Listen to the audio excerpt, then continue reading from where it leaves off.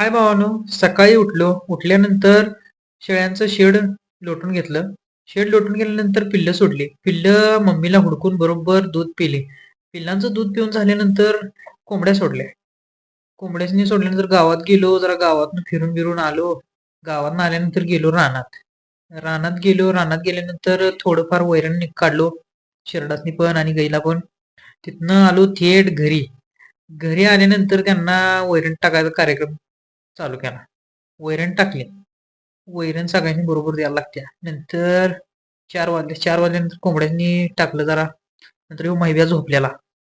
नंतर तिथनं तसंच गेलो रानात. रानात वरनं सगळं खाली पाणी आलतं. वरनं पाणी येऊन सगळं दुसरीकडे गेलतो. परत तिथनं तसं गेलो पिपरण काढायला. पिपरण काढली बघा वर झाडावर चढून. परत आणखीन घेऊन आलो पिपरण. ह्यासनी पिपरण टाकली. पिपरण टाकली. ते झाल्यानंतर ह्यांची थोडी संध्याकाळची मज्जा बघितली. ह्यांची मज्जा बघायला लय मज्जा येते बघा.